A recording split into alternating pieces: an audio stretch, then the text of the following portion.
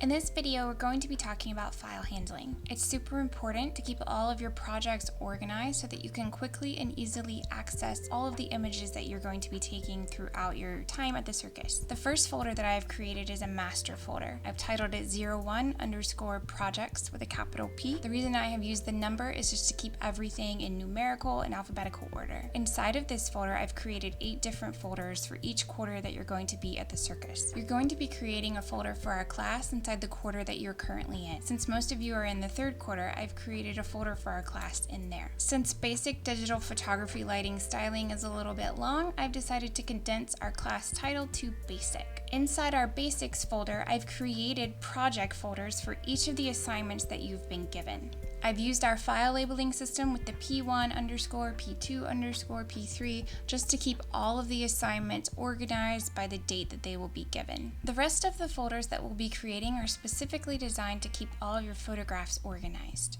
Inside of our Project 1 folder, we're going to be creating a folder that includes the date that we began shooting our project. This folder won't be created until after you have finished shooting your project and are ready to import photos. For the sake of this tutorial, I've chosen April 20th, 2020 as the start date for my project. I'm using 4 digits for the year, 2 for the month, and 2 for the day of the month, as well as a title of my project. It's important to follow this format for all of your remaining projects so that if you catalog all of your stuff without the quarters, everything will line up sequentially in the date that you shot them. There are several steps during the editing process. We want to make sure that we keep all of those steps separated so that we can always go back to a previous step. We'll next need to create a folder to store all of our RAW files. We're using a folder called CR for Camera Raw. We'll be importing our photos directly from our camera into this CR folder. The next step in the editing process will be to enhance our images in Lightroom. Once we are done, we'll need to export them before we can move them to Photoshop. We want to keep all of our Camera Raw images, our Lightroom images, and our Photoshop images separated by different folders. We'll be exporting our Lightroom edits into a folder called LR for Lightroom.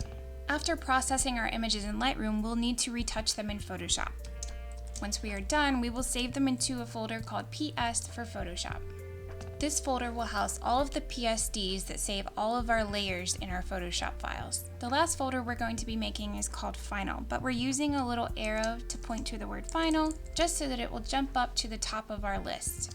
This folder will house the most completed version of our work. This is where we will save JPEG versions or GIF versions of our PSDs, whatever the assignment requires. You'll use the file naming system that we've instructed you on to name all of your files. For this tutorial, I've created a 3x3 grid using the 3 samples that Iris took. The only files that should be in your final folder are the files that you'll be turning in to meet your assignment requirements. We recommend that you follow this file naming system for all of your projects. This will help you stay organized while you're at the circus, as well as staying organized throughout your career.